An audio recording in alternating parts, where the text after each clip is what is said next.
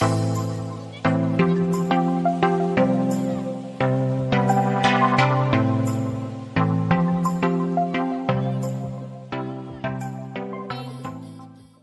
so prototyping is an important aspect of designing any tool and activity. And as you can see from the first image, that prototyping and pilot testing go hand in hand. So as you already got the background that we are going to talk about Police Squad game, and this game is very much based on Van Heel hierarchical levels of geometric reasoning. To just give you a very brief background about it, it talks about when shape, like children in the initial levels of Van Heel, they identify shapes with very concrete examples like square, rectangle as door, box, and triangle as some mountain.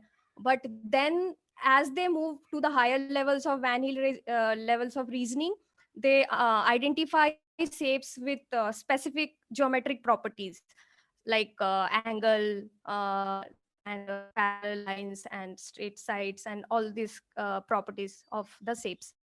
So this allows a learner to encounter a variety of shapes, including a lot of non-conventional. As you saw in the last example, there were shapes with curved sides, which is not always given in the tool. Then it allows them to notice specific geometric properties of shapes, and uh, I hope, yeah, okay. And then it also, so these are the conceptual points which are focused in the development of the game. Apart from that, there are some pedagogical and mathematical point also, like the game allows one to use deductive reasoning. So as you saw that based on the clue, the learner has to eliminate the shapes to identify the culprit. So it is very much derived from the deductive reasoning and the logic. So that point is also taken in the game. Also from pedagogical point of view, the game like wants learner to play collaboratively. And as we will go further, we will see that there are things like parallel line, curve line, reflex angle. uh, these are some of the concepts that even students were struggling with. They didn't know the proper definition of it. So where these game kind of create like lets children confront such kind of difficulties, and then they like deal with it in a fun manner. And also in uh, as you can see in the last point, maybe I will connect these two points. So the game context also makes creates a very safe space for the learner to make mistakes, which is very much derived from its learning pillar. So where there is no penalty for making mistakes, but the mistakes kind of create a very fertile ground for learning points and learning opportunities, which the teacher can take up to have a classroom discussion. So these are the points which were considered while design of this game. These are the instances of different prototype pilot testing which were done to test this game. And so these are some instances, but as Jennifer also mentioned, there were several iterations done. I will start with paper prototype. So with paper prototype also, initially we had like this Lego robot. We provide the clue, uh, which was later modified in version, which will provide the clue, and we use these sticky notes to provide the questions for the students, and there were shapes given to them, so for them to identify. The storyline also developed over the process. Then we also use this digital prototype which was developed by some interns, and these tools were not very functional in this case. I would talk about like how these tools was to the Uh, pilot testing. Zeenat, And also, uh, your audio hello. is a bit unclear. I don't know if it's just for me, but do you want to try turning off your video and speaking? That might make it better.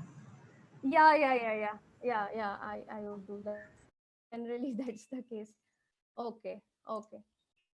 Uh, Is it visible, my screen? Yeah, your screen is visible. I think I lost the presentation mode.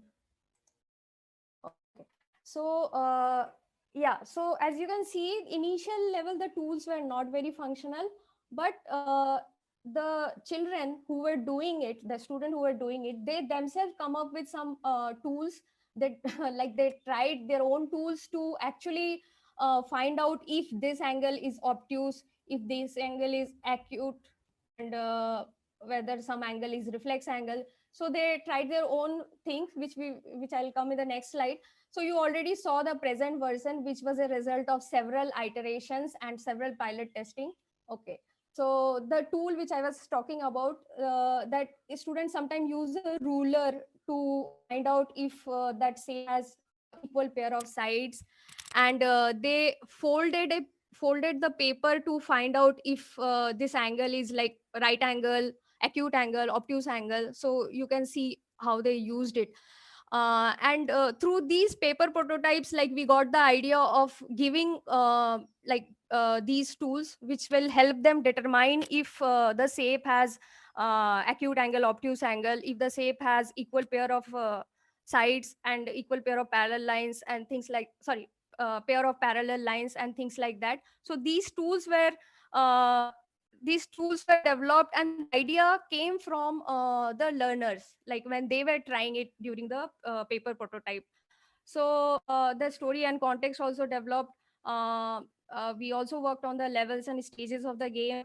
We also worked on the reward system based on the feedback from students experiences. And as Jennifer also said in her thing, that we start with a lot of assumptions.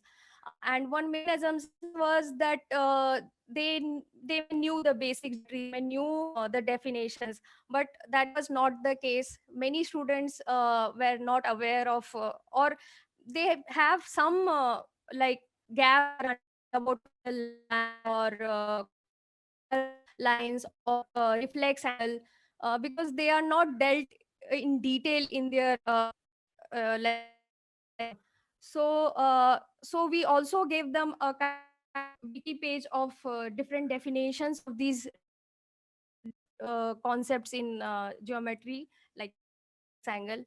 And another thing that we also taken to do this activity, if we wanted to fit it in the school curriculum, we need to have a concrete idea what it takes to finish this activity. Okay. And in the digital prototype also we developed some of these things like tool, step, sequence, clue, how clue and feedback should appear through like reward system and other things. And of course several iterations were done.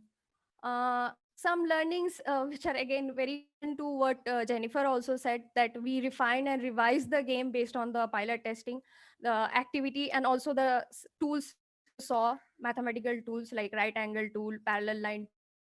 All things were developed through our experience of pilot. Then we also understood the sequence of events, and as I already defined the assumptions, that students will be knowing a lot of things, but we actually kept the definitions verbal along with the visual examples, so that they could understand what is parallel line, curved line, rectangle.